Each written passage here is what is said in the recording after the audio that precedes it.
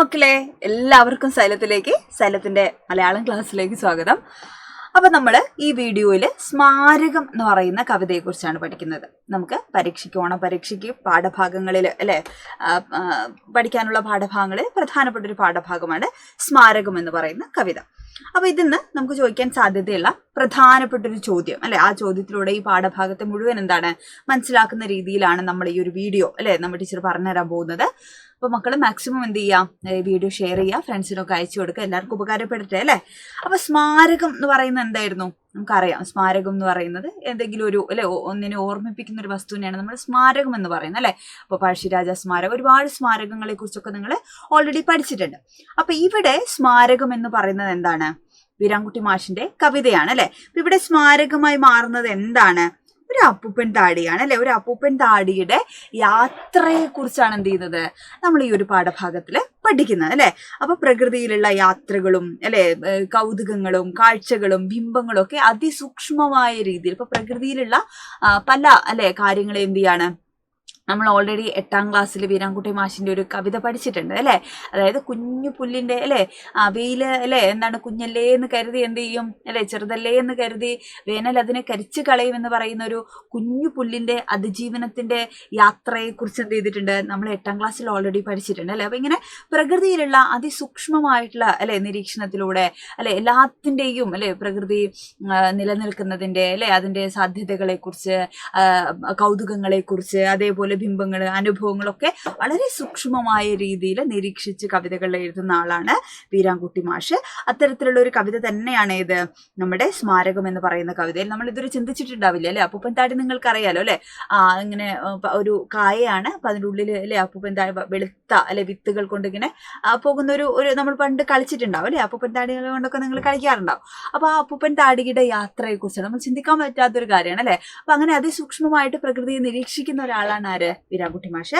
അപ്പൂപ്പൻ താടിയുടെ യാത്രയാണ് എന്ത് ചെയ്യുന്നത് കവിതയുടെ പ്രമേയമായി സ്വീകരിച്ചിരിക്കുന്നത്. ഒരു ചോദ്യത്തിന്റെ ഉത്തരമായോ അല്ലെങ്കിൽ അഭിപ്രായമായോ ഒക്കെയുള്ള ഒരു ആഖ്യാന രീതിയിലാണ് കവിത ആരംഭിക്കുന്നത്. തുടർന്ന് ഇങ്ങനെ ഒരു അഭിപ്രായം ഉണ്ടാകാൻ അതായത് എന്തുകൊണ്ടാണ് അപ്പൂപ്പൻ താടി യാത്ര ചെയ്യുന്നത് അതിന്റെ ചോദ്യങ്ങൾക്കൊക്കെയുള്ള ഉത്തരം എന്നുള്ള രീതിയിലാണ് കവിത എന്ത് ചെയ്യുന്നത് അവസാനിക്കുന്നത്. അപ്പൊ ഈ കവിതയിൽ നിന്ന് നമുക്ക് ചോദിക്കാൻ സാധ്യതയുള്ള പ്രധാനപ്പെട്ട ഒരു ചോദ്യം എന്താണ്? ആസ്വാദനക്കുറിപ്പാണ് അപ്പൊ നമുക്കറിയാം ക്വസ്റ്റ്യൻ പേപ്പർ മാറിയ സമയത്ത് ക്വസ്റ്റ്യൻ പേപ്പറിന്റെ പാറ്റേൺ മാറിയ സമയത്ത് നമുക്ക് 6 മാർക്കിനായിരുന്നു 8ാം ക്ലാസ്സിലൊക്കെ നിങ്ങൾ എസ് എഴുതിയത് അപ്പൊ ഈ ഒരു വർഷം എന്ത് ചെയ്യാണ് നമ്മളുടെ എസ്സേകളൊക്കെ അതായത് ഉപന്യാസമായിക്കോട്ടെ, മുഖപ്രസംഗമാവട്ടെ, അല്ലെങ്കിൽ പ്രസംഗമാവട്ടെ, പ്രഭാഷണമാവട്ടെ, ഇത്തരം ചോദ്യങ്ങളൊക്കെ എത്ര മാർക്കിലേക്ക് മാറി? 7 മാർക്കിലേക്ക് മാറുകയാണ്. ഓക്കെ, അപ്പൊ 7 മാർക്കിന്റെ ചോദ്യമായിട്ടായിരിക്കും ആസ്വാദനക്കുറിപ്പ് ചോദിക്കുന്നുണ്ടെങ്കിൽ നമ്മളോട് ചോദിക്കുക. ഓക്കെ, അപ്പൊ ആസ്വാദനക്കുറിപ്പിന്റെ വിഷയം എന്ന് പറയുന്നത് ഇവിടെ ഓൾറെഡി നമുക്കറിയാം.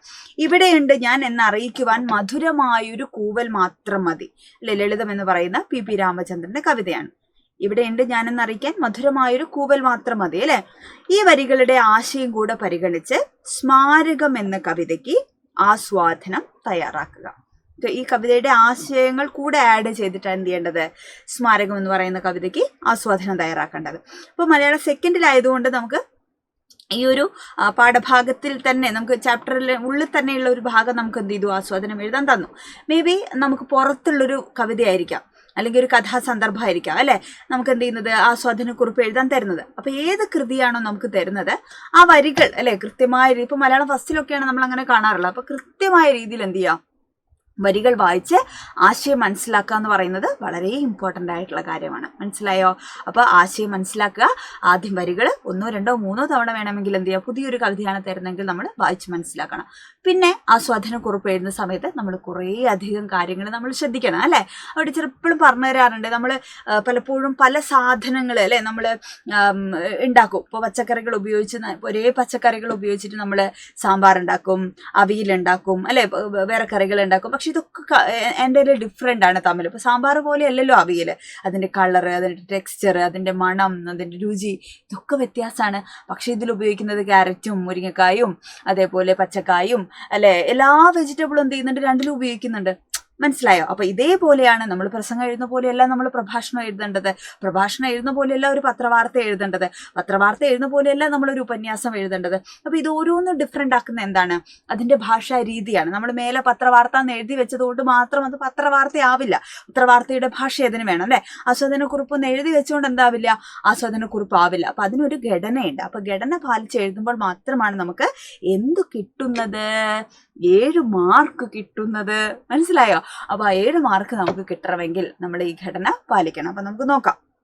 ആസ്വാദനം തയ്യാറാക്കുമ്പോൾ അല്ലെ, ആസ്വാദനക്കുറിപ്പ് ഒരു നമ്മൾ വീഡിയോ ഒക്കെ കാണാറില്ലേ? നമ്മൾ എല്ലാവരും ശ്രദ്ധിക്കൂ, നമ്മൾ ഇന്നിവിടെ ഉണ്ടാക്കാൻ പോകുന്നത് എന്താണ്?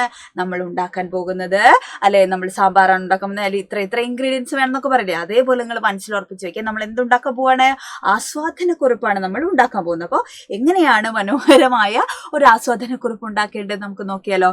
അതിന് വേണ്ട ചേരുവകൾ നമുക്ക് നോക്കാം. എന്തൊക്കെയാണ് വേണ്ടത്?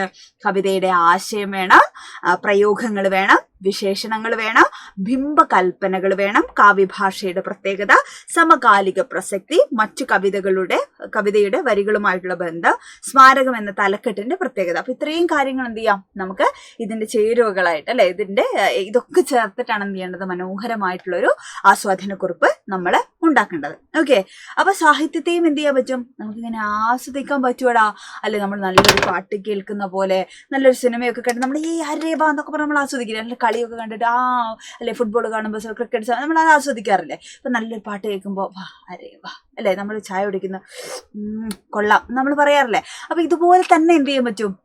നമുക്കൊരു സാഹിത്യത്തെയോ അല്ലെ, ഒരു കവിതയെയോ ഒരു കഥയോ ഒക്കെ നമുക്ക് ആസ്വദിക്കാൻ പറ്റും. എങ്ങനെയാണ്? അരേ വാ വാ വാ ഇങ്ങനെ ആസ്വദിക്കാൻ പറ്റും, അല്ലെങ്കിൽ നക്കി നോക്കാൻ പറ്റുമോ? ഇല്ല. അപ്പൊ എങ്ങനെയാണ് നമ്മൾ കുടിച്ചു നോക്കി നക്കി നോക്കി എന്ത് ചെയ്യാൻ പറ്റില്ല? ആസ്വാദനക്കുറിപ്പ് അല്ലെ ഒരു കവിതയൊന്നും ആസ്വദിക്കാൻ പറ്റില്ല. എങ്ങനെ ആസ്വദിക്കാൻ പറ്റും? എങ്ങനെ ആസ്വദിക്കാം? നമ്മളുടെ ഭാഷയിലൂടെയാണ് നമ്മൾ ആസ്വദിക്കുക അല്ലെ. അപ്പൊ ഇത്രയും കാര്യങ്ങൾ അല്ലെ, എന്തൊക്കെയാണ് കാര്യങ്ങൾ ഒന്നുകൂടെ ഓർത്ത് വെച്ചോളൂ. ആശയം വേണം, അതായത് ഏത് കവിതയാണോ നമുക്ക് ചിലപ്പോൾ പുതിയ കവിതയായിരിക്കും തരുന്നത്, അല്ലെങ്കിൽ ചിലപ്പോൾ ഇപ്പൊ സ്മാരകം എന്ന് പറയുന്ന കവിത തന്നെ അല്ലെ, ആ കവിതയാണെങ്കിൽ ആ കവിതയുടെ ആശയം അല്ലെ, അപ്പൂപ്പൻ താടിയുടെ യാത്രയാകുന്ന ആ ഒരു കവിതയുടെ പ്രമേയത്തെ കംപ്ലീറ്റ് എന്ത് ചെയ്യണം? എഴുതണം. പ്രയോഗഭംഗി, പലതരത്തിലുള്ള പ്രയോഗങ്ങൾ എന്ത് ചെയ്യുന്നുണ്ട്? കവിതയിൽ വരും അല്ലെ. അത്തരം പ്രയോഗങ്ങൾ, പദങ്ങൾ തമ്മിലുള്ള ചേർച്ച, ചിലപ്പോൾ എന്താണ്? ആദ്യാക്ഷരപ്രാസമുണ്ടോ, ദ്വിതീയാക്ഷരപ്രാസമുണ്ടോ, അന്ത്യാക്ഷരപ്രാസമുണ്ടോ? അപ്പൊ ഇങ്ങനെ കവിത തമ്മിലുള്ള എന്താണ് ബന്ധം, ചേർച്ച, പ്രത്യേകതകൾ, അതൊക്കെ അവിടെ നമുക്ക് ഉൾപ്പെടുത്താവുന്നതാണ്. ഓക്കെ, പിന്നെ സ്വാഭിപ്രായം. എന്താണ് സ്വാഭിപ്രായം എന്ന് പറഞ്ഞാല്? നമ്മളുടെ അഭിപ്രായമാണ്, നമ്മൾക്ക് ആ കവിതയെക്കുറിച്ചുള്ള കാഴ്ചപ്പാടാണ് നമ്മൾ എന്ത് ചെയ്യേണ്ടത്? എഴുതേണ്ടത്. പിന്നെ നിരീക്ഷണമാണ്, തലക്കെട്ടും ആവശ്യമാണ്. നിരീക്ഷണം വേണം, തലക്കെട്ടും വേണം. ഓക്കെ, അപ്പൊ ഇത്രയും കാര്യങ്ങളാണ് ആദ്യത്തെ ഒരു എന്താ പറയാ ആസ്വാദനക്കുറിപ്പ് അല്ലെ എഴുതുമ്പോൾ നമ്മൾ ആദ്യം ബേസിക് ആയിട്ട് നമ്മൾ ശ്രദ്ധിക്കേണ്ട കുറച്ച് കാര്യങ്ങൾ. അപ്പൊ സ്മാരകം എന്ന് പറയുന്ന ആ തലക്കെട്ട് ഓൾറെഡി നമ്മൾ പഠിച്ചിട്ടുള്ളതാണ് അല്ലെ. ഇല്ലെങ്കിൽ നമുക്ക് ഡീറ്റെയിൽ ആയിട്ട് എന്ത് ചെയ്യാം? ഈ ഒരു കാര്യങ്ങളൊക്കെ നമ്മൾ നമ്മുടെ ലൈവുകളിലും മാരത്തോൺ ലൈവുകളൊക്കെ നമുക്ക് വരുന്നുണ്ട്. അപ്പോൾ നമ്മൾ അടിപൊളിയായിട്ട് നമ്മൾ ഡിസ്കസ് ചെയ്യുന്നതായിരിക്കും. അപ്പോൾ ഇല്ലെങ്കിൽ നമ്മൾ അല്ലെ, നിങ്ങൾക്ക് ആവശ്യമാണെങ്കിൽ മക്കൾ കമന്റ് ചെയ്താൽ ടീച്ചർ കോർഡിനേറ്റ് ആയിട്ട് ചെയ്തിടാം. ഓക്കെ, അപ്പോൾ ഇത്രയും കാര്യങ്ങൾ എന്താണ് നമുക്ക് ആവശ്യങ്ങളാണ് അല്ലെ. അപ്പോൾ ഒരു അപ്പൂപ്പൻ താടിയുടെ ജീവിതത്തെക്കുറിച്ച് ഇപ്പോൾ ഒരു ഇൻട്രൊഡക്ഷൻ ഒക്കെ നമുക്ക് കൊടുക്കാം. ആരാണ് എഴുതിയത് അല്ലെ, എന്താ എഴുതിയത് അല്ലെ, ആഘോഷങ്ങളൊന്നും ഇല്ലാതെ, ആഡംബരങ്ങൾ, അലങ്കാരം ഒന്നുമില്ലാതെ വളരെ ലളിതമായിട്ടുള്ള ഒരു ജീവിതം നയിക്കുന്ന ആളാണ് ആര്? അതിന് ചിറകില്ല, സ്വന്തമായി ആകാശം വിധിച്ചിട്ടില്ല, ദേശാന്തരമില്ല അല്ലെ. അപ്പൊ ഇതൊന്നുമില്ലാത്ത വളരെ അറിവില്ലായ്മയുടെ ഭാരക്കുറവിലാണ് ആര് പറക്കുന്നത്? അപ്പൂപ്പൻ താടി ഇങ്ങനെ പറന്നു പോകുന്നു അല്ലെ.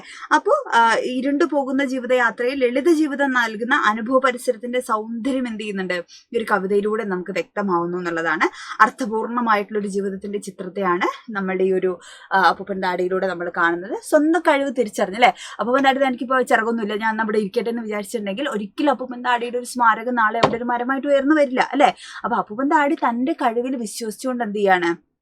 അവിടുന്ന് അല്ലെ തന്നെ കൊണ്ടാവുന്ന വിധം പറക്കുകയാണ് ചെയ്യുന്നത്. അപ്പോൾ ആരും അതിന്റെ മേലെ പ്രതീക്ഷ അർപ്പിക്കുന്നില്ല, കാരണം അതിന് ചിറകില്ല, അതിന് പറക്കാൻ പറ്റില്ല എന്നൊക്കെ ആർക്കറിയാം? ആളുകൾക്കറിയാം അല്ലെ. അപ്പൊ അതുകൊണ്ട് മറ്റുള്ളവരെന്ത് ചെയ്തില്ല? അമിതമായിട്ടുള്ള പ്രതീക്ഷകളൊന്നും ആരും മേലെ അടിച്ചേൽപ്പിക്കുന്നുമില്ല. അപ്പൂപ്പൻ താടിയുടെ മേലെ അത് അതിന്റെ സ്വാതന്ത്ര്യമായിരുന്നു നമുക്ക് മനസ്സിലാക്കാം അല്ലെ. അങ്ങനെ സൈദ്ധാന്തികമോ ആലങ്കാരികമോ ആയിട്ടുള്ള ഭാരങ്ങളൊന്നുമില്ലാതെ കവിതയിൽ നടത്താവുന്ന ലളിതമായ ആവിഷ്കാരത്തിന്റെ പ്രത്യേകതയാണ് എന്ത് ചെയ്യുന്നത് ഇവിടെ നമ്മൾ മനസ്സിലാക്കുന്നത്. അപ്പൊ അപ്പൂപ്പൻ താടിയെ പോലെ ആശയമാകുന്ന വിത്ത് ഉള്ളിൽ വെച്ചുകൊണ്ടാണ് കവിതയും യാത്ര ചെയ്യുന്നത് നമുക്ക് മനസ്സിലാക്കാം. വിത്ത് മുളച്ച് മരമാകുന്നതോടെ അത് യാത്രക്കാർക്കും ജീവജാലങ്ങൾക്കും ഒക്കെ താങ്ങാവും അല്ലെ. അതേപോലെ കവി എന്നും അടയാളപ്പെടുന്ന സ്മാരകമായിട്ട് എന്ത് മാറുകയാണ്? കവിത മാറുകയാണ്. അപ്പോൾ എഴുത്തിന്റെ വഴികളിൽ സൂചിപ്പിച്ചതുപോലെ വളരെ സാധാരണക്കാരായ മനുഷ്യരിലൊന്നും പ്രതീക്ഷിക്കാതെ എന്താണ് നിസ്വാർത്ഥതയോടെ നടത്തുന്ന പ്രവർത്തനങ്ങളെയും എന്ത് ചെയ്യാം നമുക്കിവിടെ സൂചിപ്പിക്കാം എന്നുള്ളതാണ് അല്ലെ. അപ്പോൾ സ്മാരകം എന്നൊക്കെ പറയുന്നത് എല്ലാ കാലത്തും ഇപ്പോൾ ഭീകരമായി ജോലി ചെയ്തിട്ടുള്ള ആളുകളുടെ അല്ലെങ്കിൽ ഇപ്പോൾ സ്വാതന്ത്ര്യ സമര സേനാനികൾ അപ്പോൾ സമൂഹത്തിന് വേണ്ടി എന്തെങ്കിലുമൊക്കെ ചെയ്തിട്ടുള്ള ആളുകളുടെ ജീവിതത്തെയാണ് നമ്മൾ ഓർമ്മിപ്പിക്കാൻ, അവരെ ഓർമ്മിക്കാൻ വേണ്ടിയിട്ടാണ് എന്തെങ്കിലുമൊക്കെ സ്മാരകങ്ങളൊക്കെ നമ്മൾ എന്ത് ചെയ്യുന്നത് നിർമ്മിക്കുന്നത് അല്ലെ. അപ്പൊ അതേപോലെ അപ്പൂപ്പൻ താടിയുടെ ആ ഒരു മനോഹരമായിട്ടുള്ള പ്രവൃത്തിയുടെ സ്മാരകമാണ് എന്ത് അപ്പൂപ്പൻ താടി ഒരു മരമായി മാറുന്നത്, അത് വിത്തായി മുളച്ച മരമായി മാറുന്നത് അല്ലെ. അങ്ങനെ ഇവിടെ മധുരമായ തൂവൽ അല്ലെങ്കിൽ കൂവൽ കൊണ്ട് എന്താണ് തൂവൽ എന്നുള്ള വാക്കും അതിനകത്ത് വരുന്നുണ്ട് ആ കവിതയിൽ. അപ്പൊ ഇവിടെ കൂവലാണ്. കൂവൽ കൊണ്ട് അടയിരുന്നതിന്റെ അല്ലെ ചൂടുകൊണ്ട് കിളികൾ മനോഹരമായ ജീവിതം അടയാളപ്പെടുത്തുന്നുണ്ട്. വലിയ ലോകത്തില് സ്വന്തം ലാളിത്യത്തിൽ ലളിതമായിട്ടുള്ള ജീവിതത്തിന്റെ പ്രത്യേകതകളെയാണ് ഈ വരികളൊക്കെ സൂചിപ്പിക്കുന്നത്. അപ്പൊ പി രാമചന്ദ്ര വരികളാണെങ്കിലും നമ്മുടെ സ്മാരകത്തിലെ വരികളാണെങ്കിലും ലളിത ജീവിതം നയിക്കുന്ന അല്ലെ ആളുകളെ കുറിച്ച്, അങ്ങനെ ജീവിക്കുന്ന സാധാരണ മനുഷ്യരെ കുറിച്ച് കൂടിയാണ് എന്ത് ചെയ്യുന്നത് ഉപമിക്കുന്നതെന്ന് ആലോചിക്കുക. അപ്പൊ ഇവിടെ എന്താ പറയാ കിളികളെ പോലെ സ്വന്തം ജീവിതം സുന്ദരമാക്കാൻ കഴിയില്ലേ എന്ന ചോദ്യമാണ് ലളിതം എന്ന് പറയുന്ന കവിതയും ഉന്നയിക്കുന്നത്. ആഡംബരവും അലങ്കാരവും ഒന്നുമില്ലാതെ അല്ലെ വലിയ ഭാരങ്ങളൊന്നുമില്ലാതെ നൈസർഗികമായ കഴിവുകളിലൂടെ ജീവിതത്തെ മനോഹരമാക്കാൻ കഴിയുമെന്ന് എന്തിയാണ് പി രാമചന്ദ്രനും അദ്ദേഹത്തിന്റെ ലളിതം എന്ന കവിതയിലൂടെ അടയാളപ്പെടുത്തുകയാണ്. വീരാൻകുട്ടി മാഷിന്റെ കവിതയിലെ ആശയങ്ങൾ പി രാമചന്ദ്രന്റെ വഴികളുമായിട്ട് എന്തിക്കുന്നു അല്ലെ ഇഴയടുപ്പമുള്ള അല്ലെങ്കിൽ ചേർന്നു പോകുന്ന വരികളാണ്. നമുക്ക് ഒരേ ആശയമാണ് രണ്ട് വരികളും നൽകുന്നതെന്ന് നമുക്ക് പറയാൻ പറ്റും. അപ്പോൾ ആസ്വാദനക്കുറിപ്പ് എഴുതുമ്പോൾ മനോഹരമായിട്ടുള്ള സൗന്ദര്യാത്മകമായ ഭാഷയിൽ എഴുതണം. അതിന്റെ ആശയങ്ങൾ വേണം. താരതമ്യമാണെങ്കിൽ രണ്ട് കവിതാഭാഗങ്ങളുടെ ആശയങ്ങൾ വേണം. കവിയെക്കുറിച്ച് സൂചിപ്പിക്കണം. തലക്കെട്ടിന്റെ ഔചിത്യം ഉണ്ടായിരിക്കണം അല്ലെ. പദങ്ങളുടെ ബന്ധം ചേർച്ചയെക്കുറിച്ച് സൂചിപ്പിക്കാം. പ്രത്യേകമായ പ്രയോഗങ്ങൾ ഉണ്ടെങ്കിൽ അത് സൂചിപ്പിക്കാം. അപ്പൊ ഈ പറഞ്ഞ കാര്യങ്ങളൊക്കെ എന്ത് ചെയ്യണം ശ്രദ്ധിച്ചിട്ടാണ് ആസ്വാദനക്കുറിപ്പ് മക്കളെ തയ്യാറാക്കേണ്ടത്. ക്ലിയർ ആയോ? ഓക്കെ ആയോ മക്കൾക്ക്? സെറ്റായോ? യെസ്. അപ്പൊ ഇതേപോലെയുള്ള വീഡിയോസ് ആവശ്യമുണ്ടെങ്കിൽ മക്കൾ എന്ത് ചെയ്യണം കമൻറ്റ് ചെയ്യണം കേട്ടോ. മാക്സിമം ഫ്രണ്ട്സിന് ഷെയർ ചെയ്ത് കൊടുക്കാൻ വേണം. അപ്പോൾ ഓൾ ദി ബെസ്റ്റ്. പരീക്ഷ നമുക്ക് ഉഷാറായിട്ട് അടിപൊളിയായിട്ട് നമുക്ക് പഠിക്കാം.